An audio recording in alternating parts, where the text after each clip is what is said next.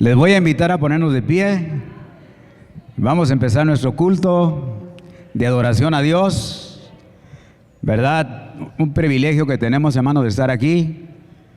¿Verdad? Todos son bienvenidos y vamos a tener, hermano, un culto a Dios que lo glorifique. ¿Verdad? Si hay alguien que por X razón todavía no está aquí con nosotros y está en los medios de comunicación, pues también le damos la bienvenida. Vamos a leer, hermanos, en Efesios capítulo 3. Vamos a empezar versículo 14. Efesios capítulo 3, versículo 14. Aquí, hermanos, es Pablo, el apóstol, hablando, hermanos, de la revelación que Dios le dio a él para dar el evangelio. Y nosotros, hermanos, lo hemos recibido, así como cualquier otra persona que se le presenta y lo recibe, son creyentes, ¿verdad? Aquel que no lo recibe, pues no es creyente. Pero Dios da oportunidad, hermanos, a todos. ¿Por qué? Porque Dios es bueno, misericordioso y no quiere que nadie se pierda. Dice, hermanos, de Efesios capítulo 3, versículo 14, dice así: por esta causa, pues doblo mis rodillas ante el Padre de nuestro Señor Jesucristo, de quien recibe nombre toda familia en el cielo y en la tierra. Le ruego que Él les conceda a ustedes, conforme a las riquezas de su gloria, el ser fortalecidos con poder por su Espíritu en el hombre interior, de manera que Cristo habite por la fe en sus corazones. También ruego que, arraigados y cimentados en amor, ustedes sean capaces de comprender con todos los santos cuál es la anchura, la longitud y la altura y la profundidad, y de conocer el amor de Cristo que sobrepasa el conocimiento, para que sean llenos hasta la medida de toda la plenitud de Dios.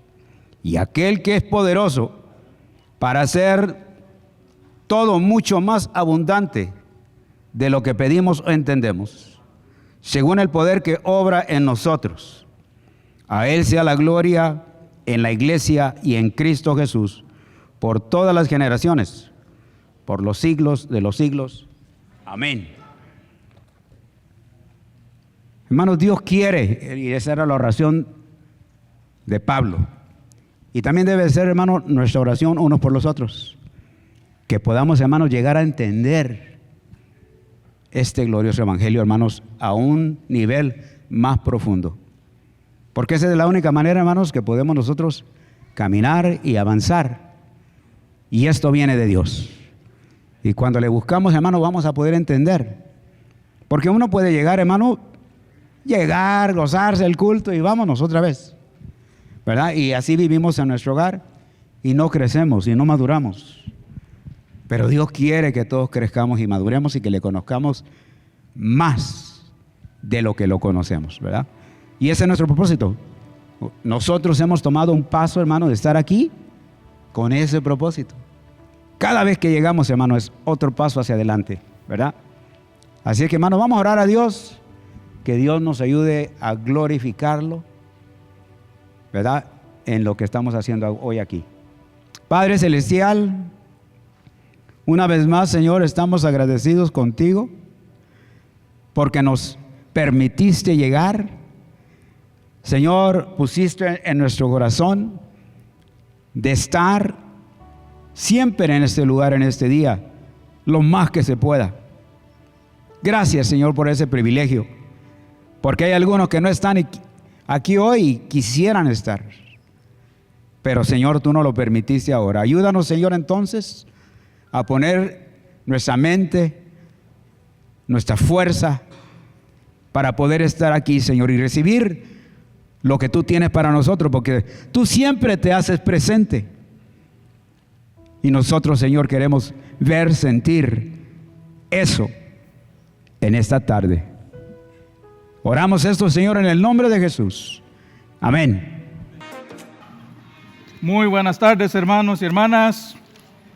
Muy buenas tardes, hermanos y hermanas. Gracias por acompañarnos el día de hoy. Vamos a estar el día de hoy en Éxodo capítulo 11. Éxodo capítulo 11 vamos a estar en la muerte de la última plaga que estamos viendo. Hermanos, hemos estado estudiando las plagas que Dios manda a Egipto porque se rehúsa el faraón a liberar a su pueblo. Se rehúsa a liberar a su pueblo después que Dios ya le dio varias advertencias. Hemos visto 9 plagas. La semana pasada vimos el anuncio de la última plaga, así que hoy vamos a ver la última plaga que Dios envía y es la plaga de la muerte del primogénito.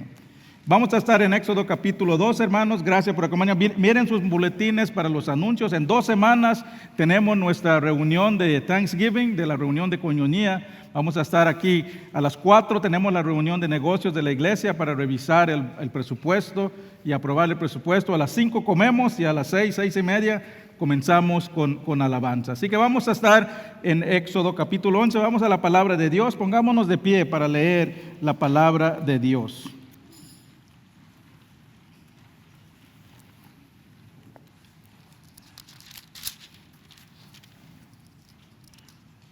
Disculpe, es el Éxodo 12 que estamos hoy. Éxodo 12. Estaba un poco confundido, no lo encontraba.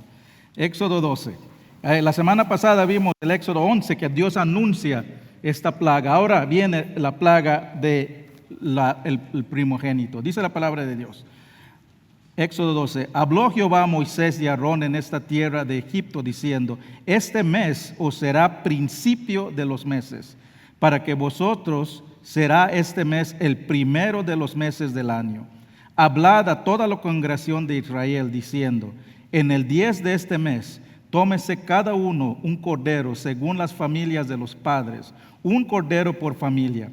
Mas si la familia fuera tan pequeña que no baste para comer el cordero, entonces él y su vecino inmediato en su casa tomarán uno según el número de las personas, conforme al comer de cada hombre. Haráis la cuenta sobre el cordero.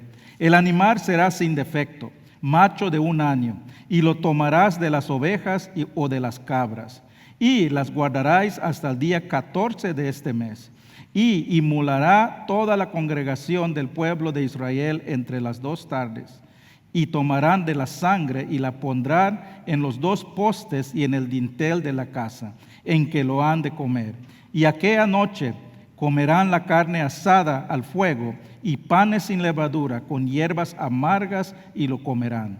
Ninguna cosa comeráis de él cruda, ni cocida en agua, sino que asado al fuego, su cabeza con sus pies y sus entrañas. Ninguna cosa dejarás de él hasta la mañana, y lo que quedara hasta mañana lo quemarás en el fuego. Y lo comeráis así, ceñidos vuestros lomos, vuestros calzados y vuestros pies, y vuestro bordón en vuestra mano, y la comeráis apresuradamente. Es la Pascua de Jehová. Pues yo pasaré en aquella noche por la tierra de Egipto, e heriré a todo primogénito en la tierra de Egipto, así los hombres como de las bestias, y ejecutaré mis juicios en todos los dioses de Egipto. Yo, Jehová. Y la sangre os será por señal en las casas donde vosotros estéis. Y veré la sangre y pasaré de vosotros, y no habrá en vosotros plaga de mortandad cuando hiera la tierra de Egipto. Padre Celestial, gracias te damos por tu palabra, Señor.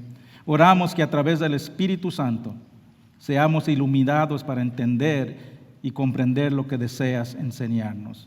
Danos, Padre, oídos para oír, ojos para ver, mentes para entender, corazones para creer y voluntad para obedecer. Te lo pedimos en el nombre de Cristo Jesús. Amén. Pueden tomar asientos, hermanos. Estamos viendo ya llegando a la culminación de las 10 plagas. Estas 10 plagas que Dios envía para que el faraón libere a su pueblo. Ya llevan más de 400 años en Egipto. Son esclavos. Generación tras generación han crecido como esclavos. Y ahora ha llegado el momento en que Dios va a dar su golpe final, su juicio final al faraón. Estos son los 3 puntos que vamos a ver en esta última plaga del juicio final, la muerte del primogénito. Vamos a ver primero una introducción después unas instrucciones y después vamos a ver la intención de Dios con esta plaga. La instrucción y la intención. Vamos a comenzar. El pasaje de hoy, este capítulo 12, comienza con una introducción. Y no solo me refiero a una introducción del capítulo. Comienza con Dios introduciendo algo nuevo. Es el inicio de una nueva era para el pueblo. Y dice el versículo 2, este mes os será principio de los meses, para que vosotros será este mes primero en los meses del año. Las palabras claves aquí es un principio, es el primero. Dios está iniciando algo. Este fue el primer mes que Israel va a comenzar como su liberación. Es para recordar su liberación. Es el mes que aún ahora el pueblo de Israel celebra como la Pascua. La Pascua. Es un evento tan importante que Dios introduce un nuevo calendario. ¿Para qué? Para conmemorar la obra de redención que Él cumple a través de esta plaga. Ahora, hermanos, esto es mucho más que Dios estableciendo solo una fiesta religiosa o un nuevo calendario. Dios aquí está introduciendo una nueva etapa en la vida de su pueblo.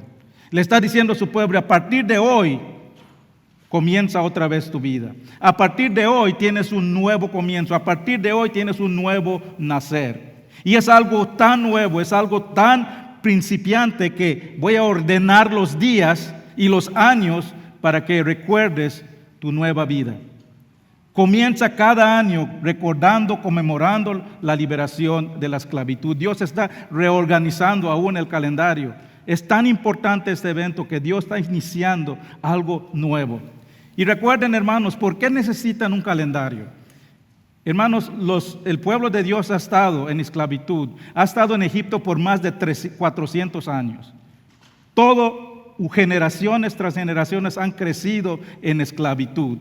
Ellos ya habían perdido la noción del tiempo, porque cada día era igual. La vida de un esclavo no era de lunes a viernes, de 8 a 5 de la tarde, era todo el tiempo. Trabajaban todos los días, no había fin de semana para descansar. No tenían un tiempo de vacaciones, no tenían tiempos festivos, trabajaban todos los días. No sé si ustedes han tenido, cuando yo vine a este país, llegó un tiempo que estaba trabajando 3 trabajos y estudiando en la noche. Trabajaba cortando grama, limpiando carros, moviendo gente. Llegaba el momento que ya perdía la noción, no sabía qué día era.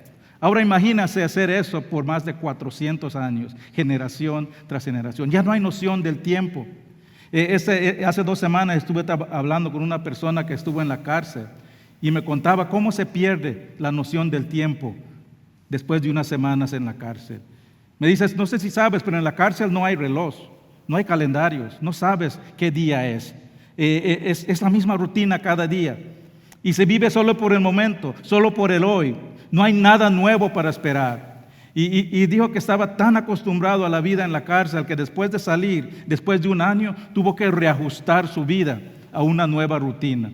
Dice, cuando salí tuve que acostumbrarme a un nuevo ciclo de vida, porque yo vivía solo cada día, ahora tengo una nueva vida mirando hacia el futuro. Esto es lo que Dios está haciendo con su pueblo.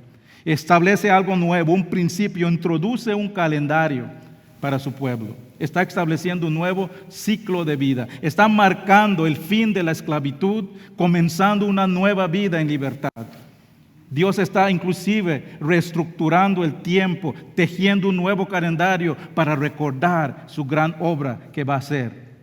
Y eso es precisamente, hermanos, lo que hace Dios en estos días. Está impresionando en la mente, en los corazones, la importancia de la liberación.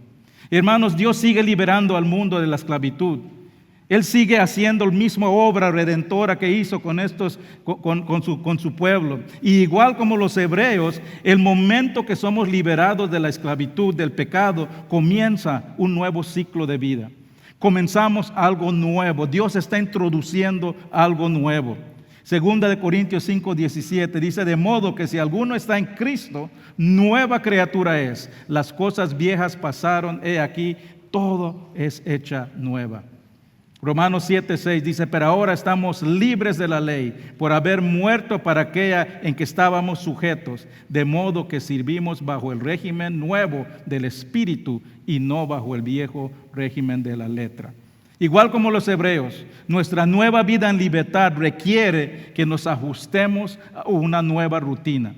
a un nuevo ciclo de vida. Y también tenemos nosotros un día de celebración como Dios estableció para ellos. Tenemos un día de adoración, tenemos un día de recordatorio para recordar lo que Dios hizo por nosotros.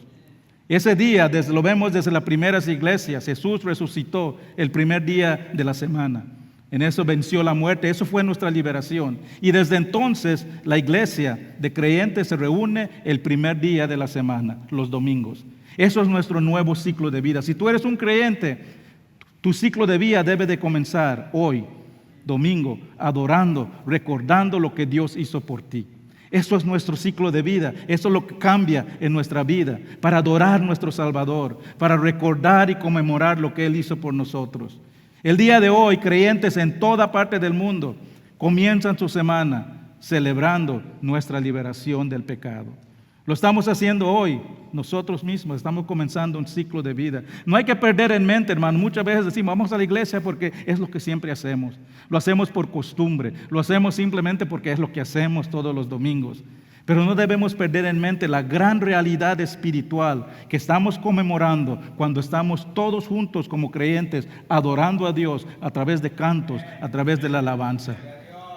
Es la mejor manera de comenzar nuestra semana, reenfocando nuestra visión espiritual en Cristo.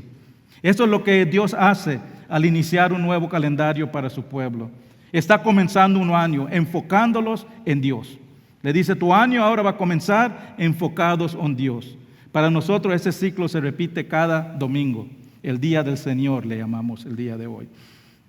No desperdiciemos este tiempo, hermanos. No desperdiciemos el tiempo para reunirnos, para recordar, para adorar a Dios, para animarnos unos a otros, para estimularnos unos a otros, para crecer juntos en Dios. Nos prepara y nos ayuda para mantenernos firmes el resto de la semana. Y hermanos, desde el principio de la iglesia ya habían personas que estaban descuidando este día. Ya habían personas que no le daban importancia. Por eso cuando el autor de Hebreos escribe estas palabras, Hebreos 10, 23 y 25, dice, manténganse firmes sin fluctuar la profesión de nuestra esperanza, porque fiel es el que lo prometió. Y consideremos unos a otros para estimularnos en amor y a buenas obras, no dejando de congregarnos como algunos tienen por costumbre, sino exhortándonos, tanto más cuando veis que aquel día se acerca. Hermanos, hay algo muy especial, hay algo maravilloso cuando el pueblo de Dios se une y está adorando a Dios. Hay algo muy especial cuando estamos exaltando a Dios en una manera corporal, hermanos y hermanas en Cristo. Estamos cumpliendo el propósito por el cual Dios nos liberó. Y vimos una otra vez en las plagas que Moisés dice, Dios dice, libera a mi pueblo, ¿para qué? Para que me sirva, para que me adore. Esa es la razón que Dios nos salvó. Esa es la razón que Dios te liberó de las cadenas del pecado, para que lo adores. Y eso comienza los domingos. Ahora, hermano, la última plaga es la primera vez que Dios se dirige directamente a su pueblo. En versículo 3, por primera vez también, usa una palabra que define la identidad, que define el propósito de su pueblo. En versículo 3 vemos esta palabra por primera vez en Éxodo. Dice, hablad a la congregación de Israel. Es la primera vez en Éxodo que se usa la palabra congregación. Después de esto se usa más de 100 veces. Pero es la primera vez que Dios está introduciendo esta palabra. Y la palabra literalmente significa la asamblea de Dios. Implica una reunión física del pueblo de Dios, con un propósito para adorar y para servir a Dios. Dios introduce una nueva frase, una nueva palabra para referirse a su pueblo cuando se reúne con el propósito de adorarle. Eso es lo que está diciendo cuando dice congregación. Otra vez está introduciendo algo nuevo. Está moldeando a su pueblo en una nueva identidad, una nueva nación, llamado a un nuevo propósito. Y hermanos, Dios hace lo mismo con nosotros.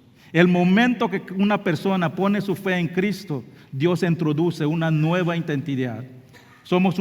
Formas parte de su pueblo. Pertenecemos a una nueva comunidad. Tenemos una nueva identidad. Somos parte de una congregación con una experiencia común. Lo que tenemos nosotros aquí común, somos de diferentes culturas, diferentes lugares, pero tenemos una cosa en común. Tenemos una identidad en Cristo. Tenemos una esperanza en Cristo. Efesios 4 nos dice que tenemos un mismo propósito, un mismo Dios, un mismo bautizo, un mismo Padre y Salvador de todos y sobre todos. Hermanos, Dios hace lo mismo con nosotros hoy en día. Somos parte de su congregación con un propósito. Primera de Pedro 2:9 dice: mas vosotros sois linaje escogido, real sacerdocio, nación santa, pueblo adquirido por Dios. Y nos dice por qué. ¿Para qué? Primero nos dice quién somos, después nos dice para qué. Para que anunciéis las virtudes de aquel que nos llamó de las tinieblas a su luz admirable. Eso es nuestro propósito, resplandecer la gloria de Dios al mundo. Nosotros también somos la asamblea de Dios, llamados de la esclavitud del pecado para adorar y servir a Dios. Todos somos diferentes. Aquí estamos reunidos todos. Y yo estoy seguro que hay personas aquí que por ningún motivo serían nuestros amigos en la vida real. Yo diría que había personas que evitaríamos ser amigos en el mundo. Pero tenemos algo en común. Somos parte de una familia. Somos diferentes países. Somos de diferentes lugares, diferentes culturas. Igual como los hebreos, pero somos una nación con una identidad, con un nuevo nombre, una nueva misión y un nuevo comienzo. Y como los hebreos, hermanos, ya dejamos atrás las cadenas que nos ataban. Nuestro pasado, porque estamos comenzando algo nuevo, nuestro pasado ya no define quién somos. Lo pasado fue del pasado, ya somos diferentes. Te cuento que había en África había una persona que era un militar en Ruanda que mataba personas y se convirtió en cristiano y estaba predicando en la calle a Cristo. Y llega una persona, una esposa que él había matado a su esposo. Y va y le reclama y le dice: tú mataste a mi esposo, mereces la muerte, mereces que te mate ahora mismo. Y dice: sí, señora, tienes mucha razón, pero te voy a decir algo: si me matas, no estás matando a la persona que mató a tu esposo, porque yo soy una nueva criatura. Si tú has puesto tu fe en Cristo, tú eres una nueva criatura. Vimos hace un rato que dice: eres una nueva hechura en Dios. Ya no tienes que vivir en tu pasado. Tu pasado ya no te define. Ya no tienes que vivir cargando la culpabilidad de tu pasado. Dios ya te perdonó. Y si Dios ya te perdonó, ¿por qué no te puedes perdonar tú mismo? Muchas veces no podemos gozar la vida abundante que Dios nos dio porque seguimos cargando esas cargas del cual Dios ya nos libró. Vivimos por la vida como un atleta que anda corriendo con una bolsa de ladrillos. Ese atleta no va a ganar, no va a avanzar mucho si sigue cargando. Dios nos libró y nos despojó de todas las cargas del pasado para que podamos caminar con gozo, con esperanza con Él en el futuro. Ahora, el ser creyente no significa, hermanos, que vamos a borrar nuestro pasado, pero sí significa que tenemos un nuevo futuro completamente diferente a lo que teníamos en el pasado. Y en nuestra vida debe demostrar al mundo esa nueva esperanza que tenemos en Cristo. Debe demostrar el gozo, la paz que tenemos en Cristo. Debe demostrar esa vida abundante que Jesús murió para que tengamos. Así, hermanos, que si somos creyentes, no andemos por la vida como que estamos chupando limones. Andemos con la vida con gozo, con paz, con esperanza, en victoria. Eso es la vida del creyente. Somos algo nuevo, una nueva criatura. Dios introduce este nuevo ciclo en la vida de los hebreos. Segundo punto, la instrucción. Del versículo 3 a 11, depende de cómo lo puedes ver, hay por lo menos 15 instrucciones que Dios le da a su pueblo en esta última noche de la plaga de la muerte del primogénito. Dios les da esta lista de reglas detalladas. ¿Por qué? Porque Dios está a punto de visitar a su pueblo. Y vimos al principio de este estudio en Éxodo 3, cuando Moisés se tiene que acercar a Dios, Dios le dice: para ahí, quita tus sandalias. ¿Por qué? Porque es necesario prepararse para entrar en la presencia del Dios santo y puro. Y Dios dice: esta noche vendré. Dios está viniendo y tienen que prepararse. Hay algo que quiero que tengan en mente. Vamos a repasar todas estas instrucciones, pero algo que tengan en mente que vamos a cubrir en el otro punto. Lo que estamos viendo aquí es lo que están haciendo los preparativos para la festival de la Pascua. En sus Biblias tal vez ahí diga la Pascua. Están preparando para este festival, la preparación para la festival de la Pascua. Y esa es la semana que Jesús murió, la semana que tomó la última cena con sus discípulos, con sus seguidores, estaban preparando para este festival. Vamos a ver más adelante esta conexión entre la Pascua y la última cena del Señor, la cena del Señor que nosotros conocemos como una ordenanza que vamos a celebrar hoy también. Ténganlo en su mente, vamos a enfocarnos ahorita en la instrucción, pero vamos a regresar a esta preparación. Vamos a ver estas instrucciones que Dios les da. Lo voy a resumir yo en 9 instrucciones. Primero, les dice, ¿cuándo deben celebrar la Pascua? Les dice, versículo 3, el 10 de este mes. El calendario que Dios establece a los judíos es un calendario lunar. ¿Qué significa eso? Es un calendario que está basado alrededor de la luna, de los ciclos de la luna. Y cada mes tiene 30 días, que es el ciclo de la luna, y coincide con las fases del ciclo lunar. Y los judíos dividían su mes en tres etapas de 10. Y la etapa del medio era cuando la luna era llena al medio y bajaba. Y Dios establece, dice que la preparación de esta Pascua va a ser al final de la primera etapa, entrando ya en la segunda etapa, cuando va a venir la luna llena. Por eso cuando hablamos de la Pascua no estamos hablando de un día, estamos hablando de un tiempo que están celebrando. Número 2, dice, tómase cada uno un cordero según las familias de los padres, un cordero por familia. La Pascua se debe de celebrar en el contexto familiar. Las reuniones corporales, los servicios de adoración son importantes, pero la adoración en Dios, hermanos, comienza donde la familia pasa la mayor parte del tiempo, en el hogar. Fortalecemos los lazos familiares cuando estamos en comunión con Dios en el hogar. La iglesia es importante para enseñarte, pero tu familia, pasas mucho más tiempo con tu familia que en el hogar, y tus hijos aprenden de ti de la manera que te ven adorando a Dios. Ese es el contexto familiar. ¿Quieres que tus hijos adoren a Dios, sepan cómo adorar a Dios? Enséñales cómo hacerlo en el contexto familiar. Número 3, instrucción número 3.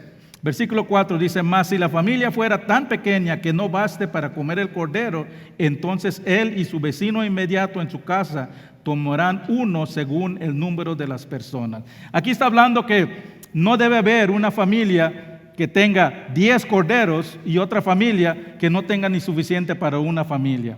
La idea aquí es que todo hogar debe estar enfocado en un cordero nada más. No debe haber hogares que tienen mucho ni muy poco. Esto simboliza la unidad, no solo de la familia, sino de la congregación. La Pascua es un tiempo de comunión, de la unidad del pueblo, todos enfocados en un solo cordero. La Pascua es un cordero, la celebración de un cordero. Cada familia está enfocado en su cordero. Número 4, dice el versículo 5, el animal será sin defecto, macho de 1 año.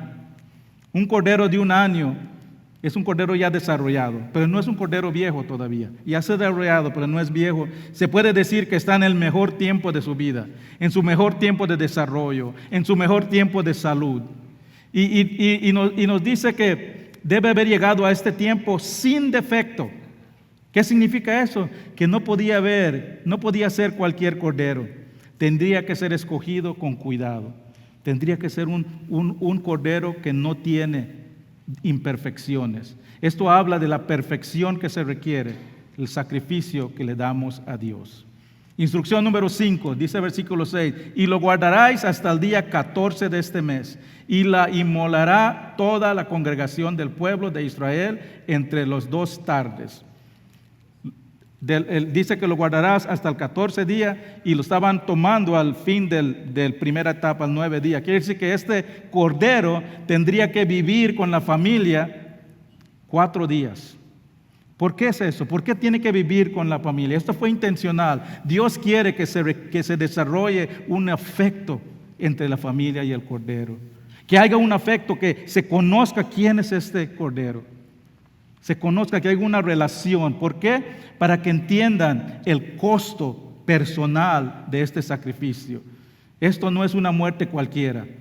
Esto es una muerte personal que toma el lugar de la familia. Número 6, versículo 7 dice, y tomarán la sangre y lo pondrán en los dos postes y en el dintel de las casas. No solo es suficiente sacrificar el cordero, no solo es suficiente encontrar un cordero sin mancha, no solo es suficiente tenerlo en tu casa por 4 días, tienes que sacrificarlo. Y después de sacrificarlo dice que tienes que aplicar su sangre en los postes y en los dinteles de la casa. Ese es el requisito de Dios. Ya vamos a expandir esto un poco más en más adelante, pero no lo pierdan en mente.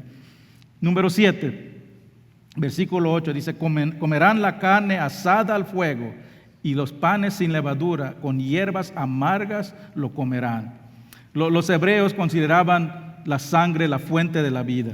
Y decían que solo Dios tenía el derecho de consumir la vida. Por eso se prohibía comer cosas estranguladas o cosas con sangre. Y el pan sin levadura representa la urgencia. No había tiempo para esperar.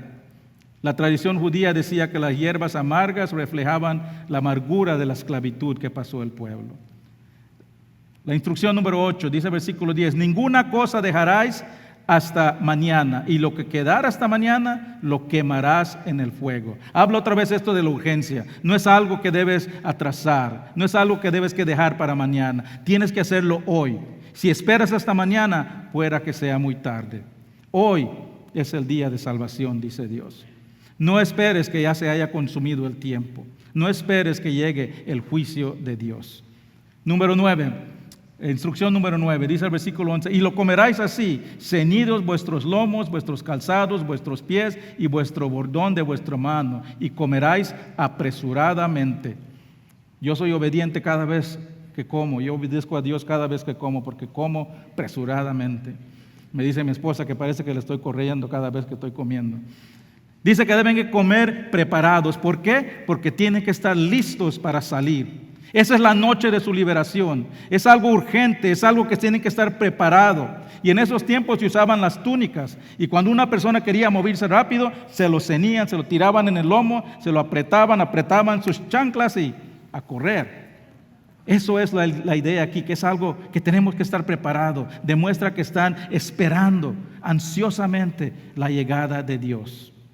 Esas son las instrucciones detalladas que vemos que Dios le da a su pueblo para la Pascua, para prepararse para su liberación. Y aquí Dios establece los requisitos para que su pueblo se salve del juicio de Dios, para que su pueblo se salve cuando venga Dios a juzgar a los egipcios.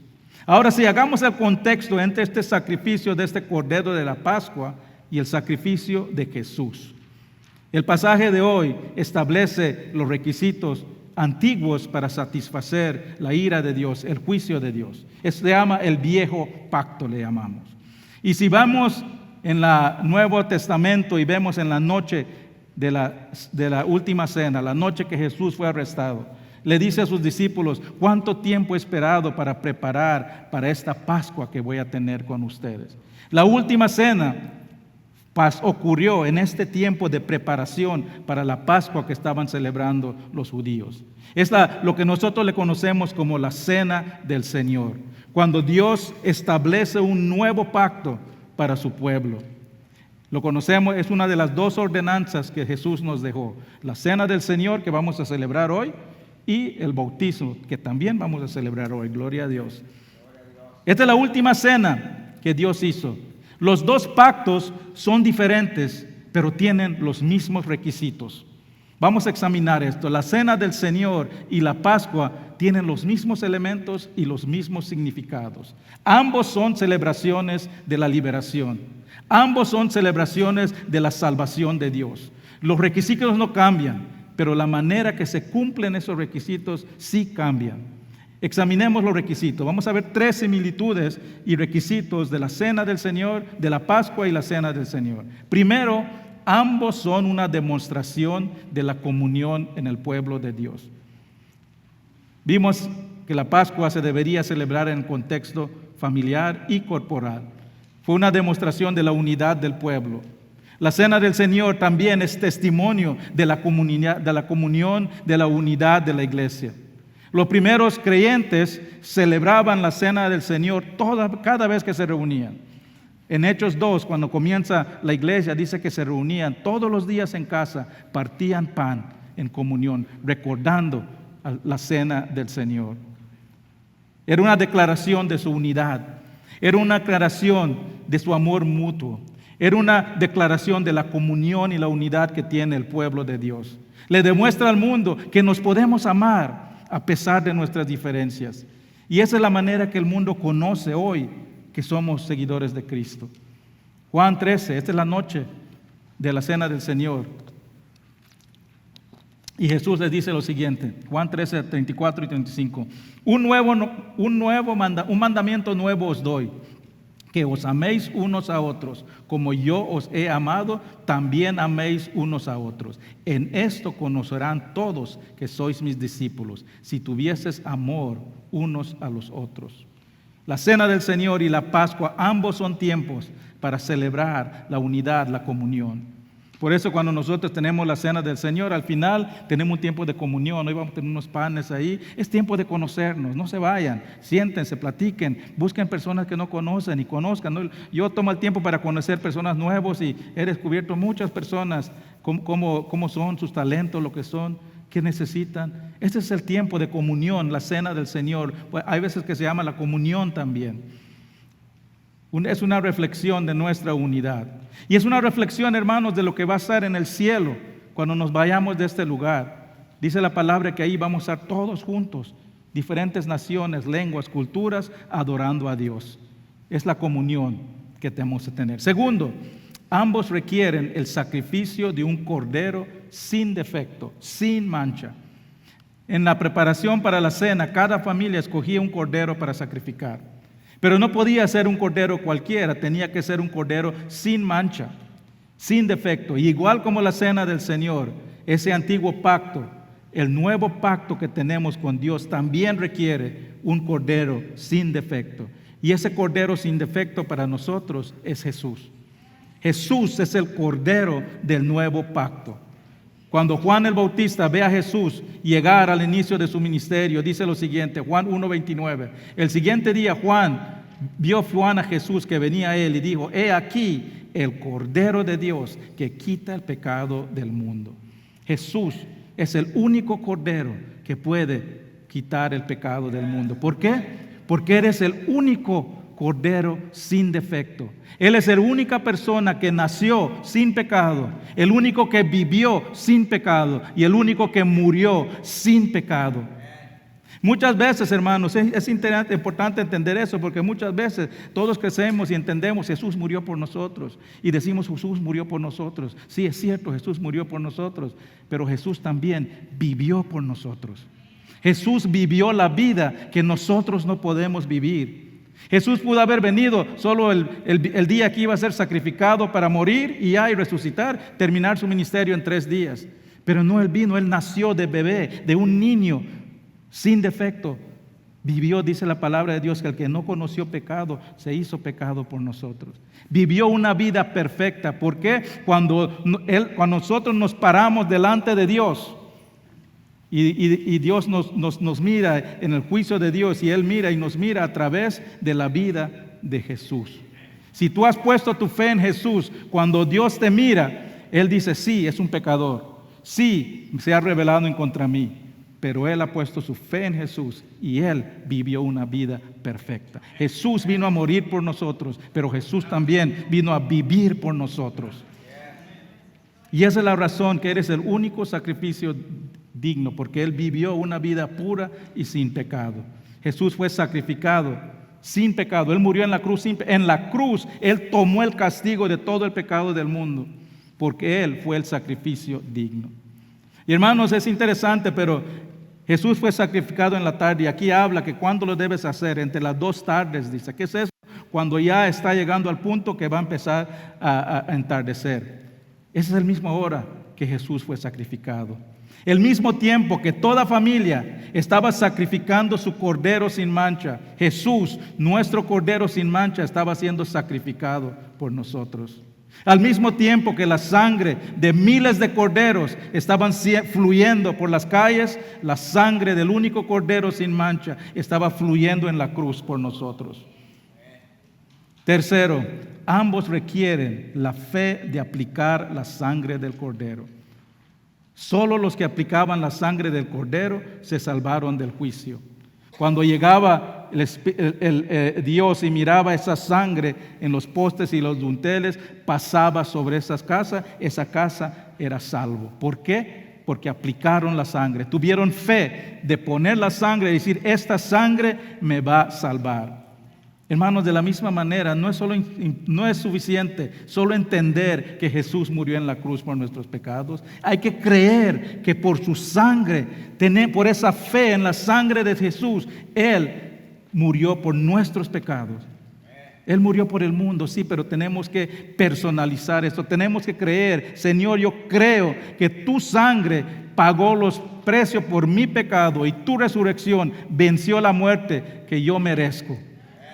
Miren que dice 1 de Pedro 1, 18, 19. Sabiendo que fuisteis rescatados de vuestra vana manera de vivir, la cual recibiste de vuestros padres, no con cosas corruptibles como oro o plata, sino con la sangre preciosa de Cristo, como de un cordero sin mancha y sin contaminación. La cena del Señor es un evento simbólico que Jesús nos dejó para recordar esta verdad. La galleta y el jugo que tomamos representan el sacrificio que Jesús hizo. Son símbolos nada más. Es un recordatorio del cuerpo quebrantado de Jesús, el precio terrible que pasó al pagar, a estar en la cruz. Muchas veces decimos, la salvación de Dios es gratis, es un regalo gratis. Es cierto, es gratis. No tienes que trabajar para ello, pero no significa que no tuvo costo. Tuvo un gran costo. Dios entregó su propio Hijo, su único Hijo, para que tú y yo podamos tener entrada al reino de Dios.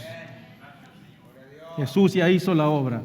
Nosotros tenemos que demostrar que creemos en esa obra. Eso nos lleva al último punto. Ya vimos la introducción de una nueva vida, la instrucción del pacto que salva al juicio de Dios.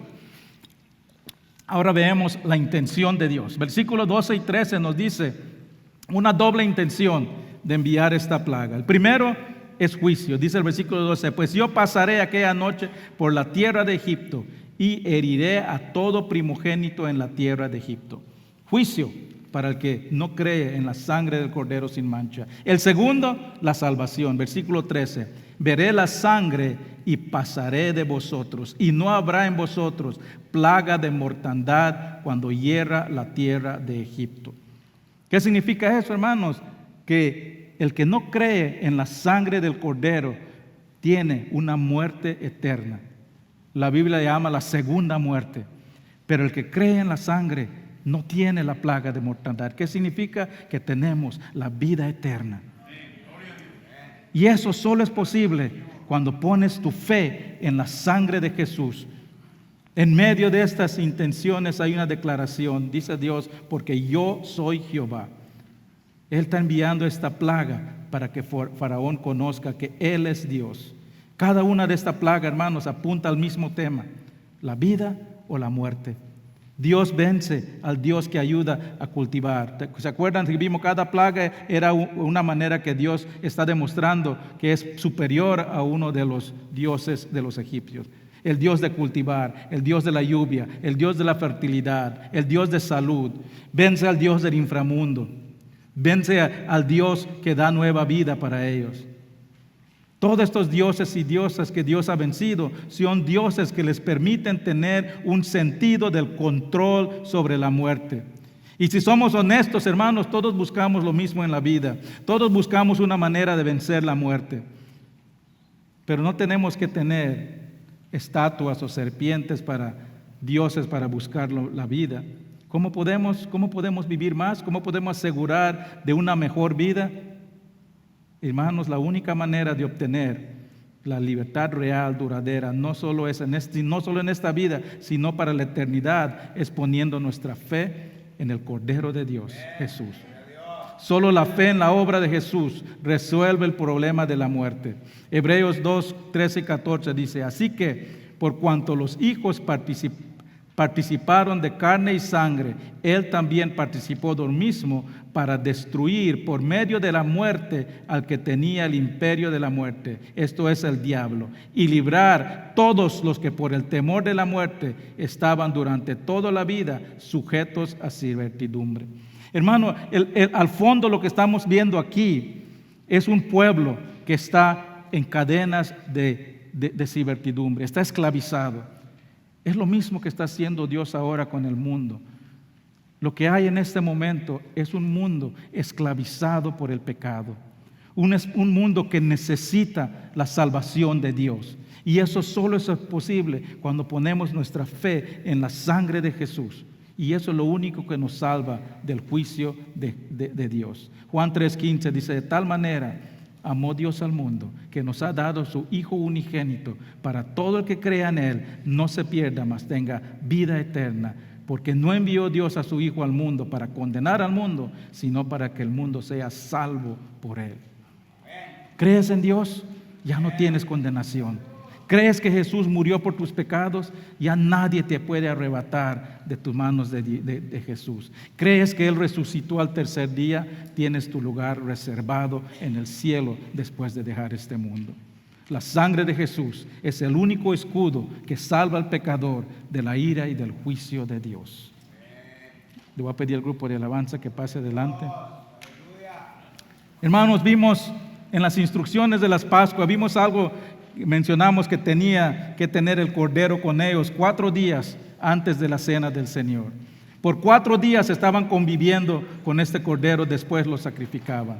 Dios quería que entiendan el alto costo del pecado y que la salvación es un asunto personal. Hermano, la obra de Jesús no se cumple en una vida hasta que tú reconoces y tienes una experiencia personal y lo reconoces como tu Salvador. Requiere un encuentro personal con Dios. Requiere un corazón que cree que Jesús murió por sus pecados. El antiguo pacto estaba basado en rituales, en sacrificios simbólicos.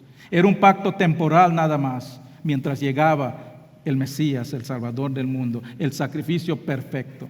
El nuevo pacto ahora que celebramos cuando Jesús vino, ya cumplió ese sacrificio. Ya no hay que sacrificarlo una y otra vez. La salvación ya no viene a través de rituales, ya no viene a través de guardar la ley. La salvación ahora viene a través de poner nuestra fe en Jesús. Y hermanos, la palabra es bien clara.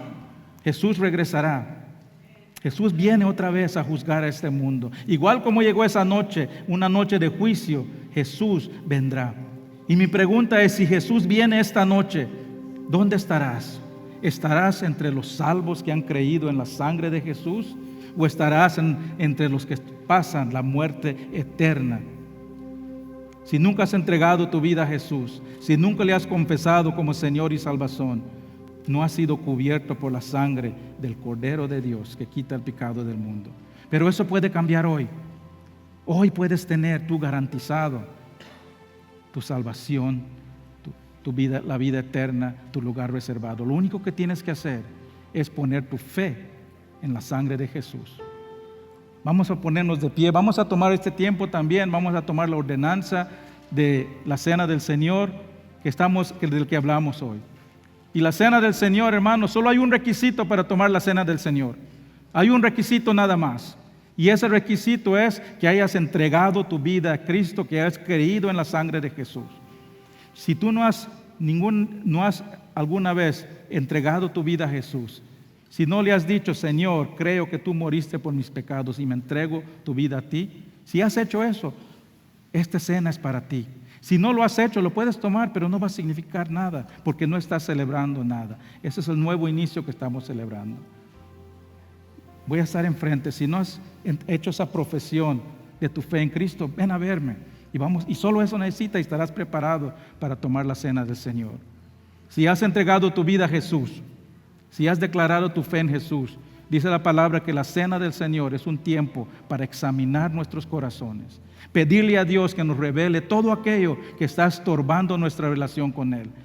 La cena del Señor, el motivo no es para excluir a nadie.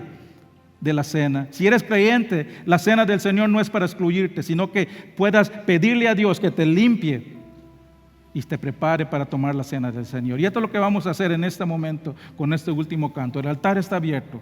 Si necesitas entregarle algo a Dios, pasa adelante. Si necesitas oración, habrá personas aquí que pueden orar por ti. Y si quieres conocer más de cómo entregar tu vida y poner tu fe en la sangre de Jesús, voy a estar aquí enfrente también para explicarte. Padre Celestial, te damos gracias, Padre, por este día, por este tiempo. Te damos gracias, Padre, por el único sacrificio que limpia el pecado del mundo. Gracias por enviar a tu Hijo para sufrir en la cruz. Gracias por cumplir lo que nosotros no pudimos cumplir. Gracias por esa vida perfecta que vivió para que nosotros podamos recibir la justificación de Dios y nuestra entrada al reino de Dios. Padre, si hay alguien aquí que nunca ha entregado su vida, que nunca ha tenido esa relación personal contigo, que este sea el momento, Padre. Hoy es el día de salvación, como los hebreos que tenían que hacerlo apresuradamente, sin demorar. Que esa sea la actitud con que esas personas pasen adelante y digan: yo quiero ser un hijo de Dios, yo quiero tener el Espíritu de Dios, yo quiero que la sangre del Cordero de Dios cubra mis pecados y me limpie de toda maldad. Hoy puede ser el día de salvación. Te pedimos todo esto en el nombre de Cristo Jesús. Amén.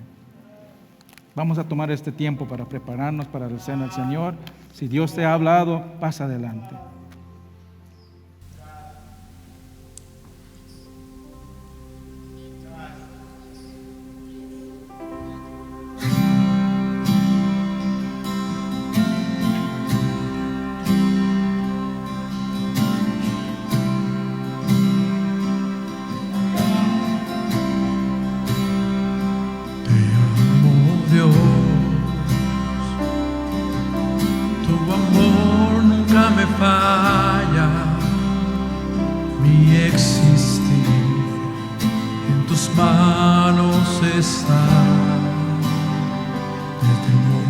Despierto hasta el anochecer, yo cantaré de la bondad de Dios.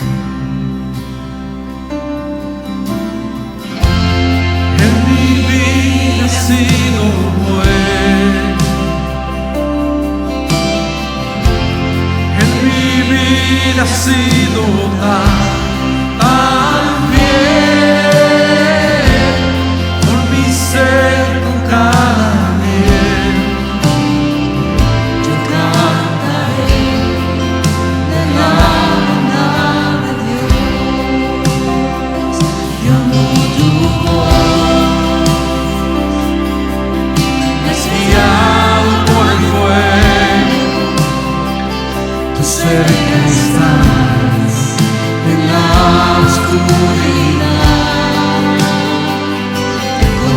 como Padre y como amigo fiel. Mi vida está en la bondad de Dios. En mi vida ha sido bueno, en mi vida ha sido tan fiel.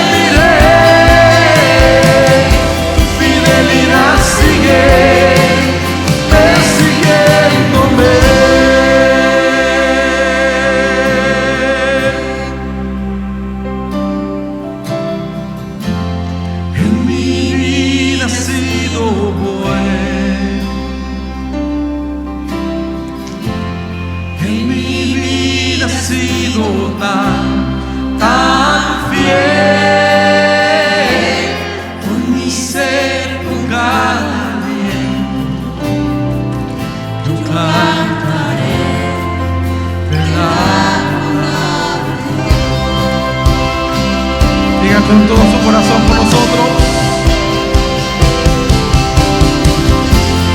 En mi vida ha sido bueno.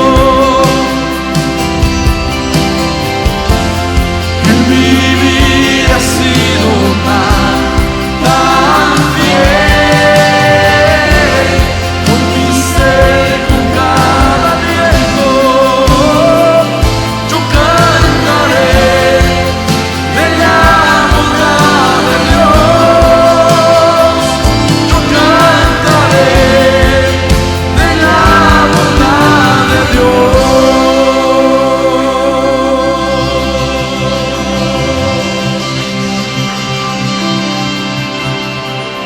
Gloria a Dios, gloria a Dios. Hermanos, vamos a tomar tiempo para tomar la cena del Señor. Si no tienen uno de los vasitos, los hermanos ya lo están repartiendo. Esta es la cena del Señor. Lo que estamos celebrando ahora es una ordenanza que Dios nos dio. La ordenanza de recordar ese sacrificio. Es la cena que Él tomó esa noche de su arresto, la noche de la cena de la Pascua que vamos a celebrar. La parte de abajo es la parte del pancito, así que tengan cuidado cuando lo saquen. Y la parte de arriba es el jugo que vamos a comer. Así que abran la parte de abajo y la parte de arriba. Y vamos a leer 1 Corintios 11, dice: el Señor Jesús, la noche que fue entregado, tomó pan y después de dar gracias lo partió y dijo: este es mi cuerpo que es para vosotros. Haced esto en memoria de mí. De la misma manera tomó también la copa después de haber cenado, diciendo: esta copa es el nuevo pacto de mi sangre. Haced esto cuantas veces la bebáis en memoria de mí. Toman y beben. Hermanos, Dios nos dejó dos ordenanzas nada más. La cena del Señor que acabamos de tomar y la segunda es la ordenanza del bautismo. Es un símbolo de que Dios nos ha dado nueva vida y vamos a celebrar también el bautismo también el día de hoy. Gracias, hermano. ¿Estamos listos? Can you open, David? Can you open?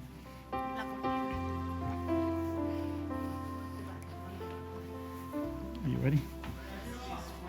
Get ready to pull it up. Hermanos, esta es Jessica.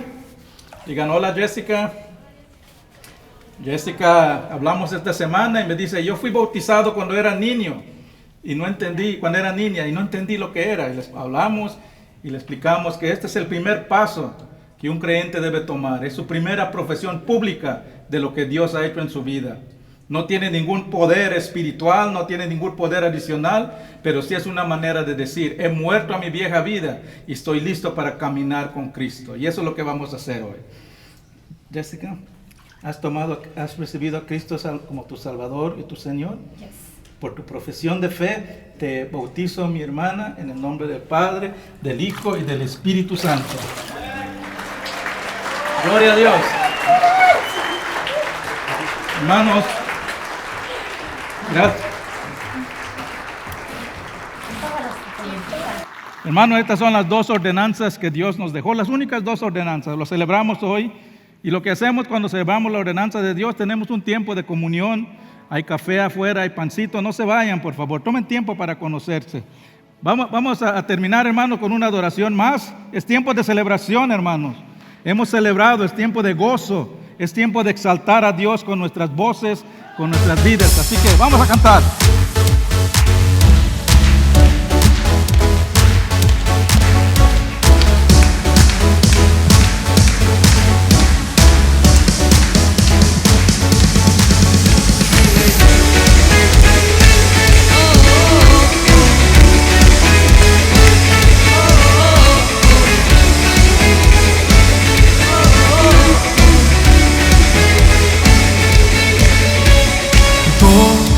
Quiero ver tu luz brillando en mí a través de mi ser, un altar que todos oigan, que tú eres vida, la esperanza, perfecta gracia que me ha rescatado. Tú eres vida, la esperanza, perfecta gracia que me ha rescatado. Ya no vivo yo, Cristo vive en mí, claro quiero ser, en tus manos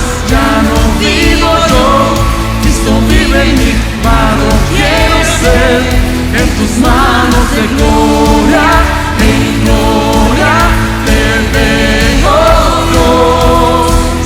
De gloria en gloria, transformado soy por tu Espíritu. Que tengan linda semana, hermanos. Dios los bendiga.